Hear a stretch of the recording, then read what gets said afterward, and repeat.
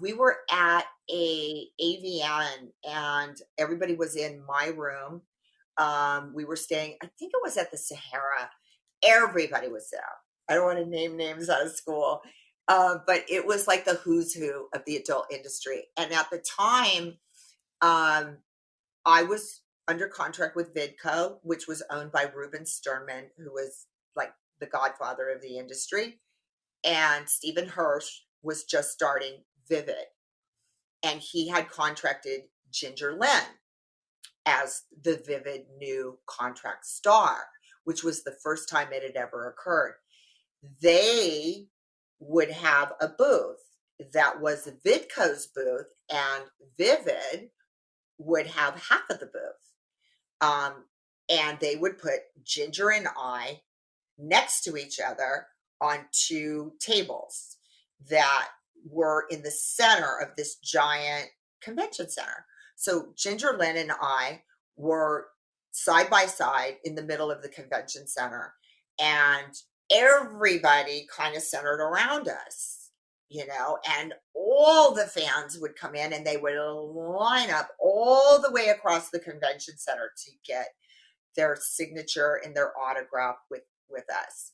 And they would go, back and forth from her to me to her. We would stand together. They would stand in the middle. They take a picture with me, take a picture with her, whatever. Anyway, we would also come to the show together, and we were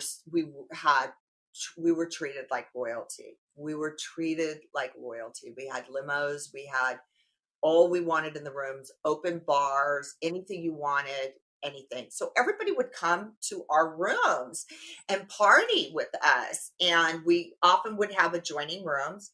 And so one of the times we all stayed up all night doing cocaine. And I mean, there must have been 20 of us from the industry, all the biggest names in adult. And it was about 8:00 in the morning. Nobody had gone to bed. And we looked at each other and said, what are we going to do? We have to be on the floor in like 2 hours.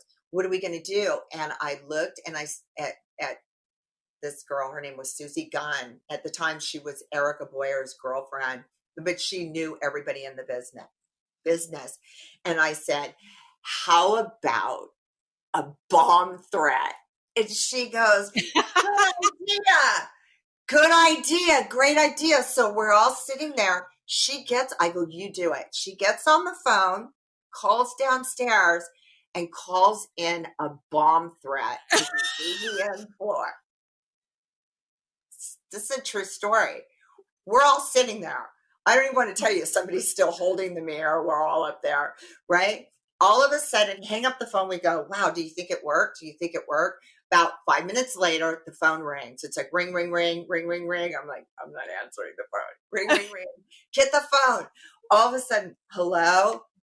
You have 30 minutes to get downstairs, all of you, on the floor. Bomb threat my ass. And it was like whoever was taking care of us. And I was like, shit, we're in trouble. We better go. Everybody in the room starts putting on my clothes. Just whatever's in the closet or ripping through the drawers. It's everybody. It's Sharon Mitchell. It's everybody. Everybody's in the room with us. And everybody starts putting on pieces of my wardrobe. We all go running down the stairs. We're stoned out of our minds. We're on the floor. We sit down. Me, Ginger, everybody. Ginger's got this fur coat on. I don't know what. We're all like, we're here. And they look at us and they go, bomb threat, huh? And so. Thank you so much for watching. If you enjoyed the show, make sure that you subscribe so you don't miss a single episode. And go check out all the other videos. I film every single one of my podcasts. And if you want to listen to the audio version, I'm on iTunes and all the other podcast platforms. Visit hollyrandallandfiltered.com to find out more.